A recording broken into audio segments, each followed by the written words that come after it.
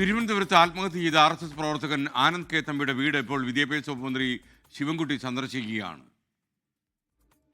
റിനു ശ്രീധർ ഈ വീട്ടിൽ നിന്ന് വിവരങ്ങളുമായി ചേരുന്നു. പറയൂ റിനു.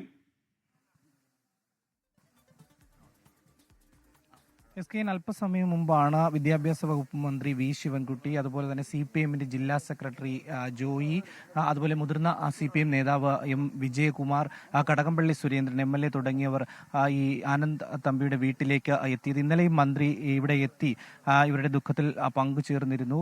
ഇന്നലെ ആത്മഹത്യ ചെയ്ത ആനന്ദ് തമ്പിയുടെ വീട്ടിൽ വീണ്ടും അല്പസമയം മുമ്പാണ് മന്ത്രിയും CPM നേതാക്കളും എത്തിയത്. വലിയ രീതിയിലുള്ള ഒരു ആക്ഷേപം ഉയർന്നു നിൽക്കുന്ന ഒരു സാഹചര്യം കൂടിയുണ്ട്. കാരണം BJP RSS പ്രവർത്തകനായ ആനന്ദ് തമ്പി പ്രവർത്തകനല്ല എന്നുള്ളതാണ് ഇന്നലെ BJP-യുടെ മുതിർന്ന നേതാവ് സുരേഷ് അടക്കം മാധ്യമങ്ങളോട് പ്രതികരിച്ചത്. ഇതിനെ തുടർന്ന് ഈ ബന്ധുക്കളുടെ ഭാഗത്തു നിന്ന് പോലും വലിയ രീതിയിലുള്ള ഒരു വിമർശനമുണ്ടായിരുന്നു. കാരണം 20-25 വർഷക്കാലമായി അദ്ദേഹം RSS-ന്റെ കാര്യവാഹമായിട്ട് ഉൾപ്പെടെ പ്രവർത്തിച്ച ഒരാളാണ് എന്നുള്ളതാണ് ബന്ധുക്കളും നാട്ടുകാരും അടക്കം പറയുന്നത്. എന്നിട്ടും BJP നേതാക്കളിൽ നിന്ന് ഇത്തരമൊരു പരാമർശം ഉണ്ടായത് എന്തിനാണ് എന്നുള്ളത് ഇവർക്ക് അറിയില്ല എന്നുള്ളതാണ് ഈ ബന്ധുക്കളടക്കം പറയുന്നത്. ആ സാഹചര്യത്തിൽ കൂടിയാണ് ഇന്നലെ ഈ CPM-ൽ അടക്കം എത്തി പ്രവർത്തിക്കുവാൻ വേണ്ടി തീരുമാനിച്ചിരുന്നു എന്നുള്ളതാണ് അദ്ദേഹം ഈ ഒരു സാഹചര്യത്തിൽ ഇന്നലെ LDF-ന്റെ ഈ വാർഡിലെ സ്ഥാനാർത്ഥി ഉൾപ്പെടെ 24-നോട് പ്രതികരിക്കുകയും ചെയ്തിരുന്നത്. അതിന് പിന്നാലെയാണ് ഇന്നലെ മന്ത്രി വീട്ടിലെത്തി ഇവരുടെ ദുഃഖങ്ങളിൽ പങ്കുചേരുകയും ചെയ്തിരുന്നത്. ഇപ്പോൾ വീണ്ടും മന്ത്രിയും അതുപോലെ തന്നെ CPM-ന്റെ ജില്ലാ സെക്രട്ടറി ജോയി,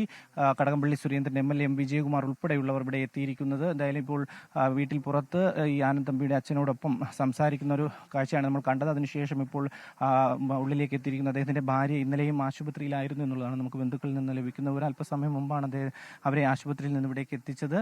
അകത്ത് അവരോടുമായി സംസാരിക്കുവാൻ വേണ്ടി മന്ത്രി അടക്കമുള്ളവർ പോയിരിക്കുന്നു എന്നുള്ളതാണ് നമുക്ക് മനസ്സിലാക്കാൻ വേണ്ടി കഴിയുന്നത്.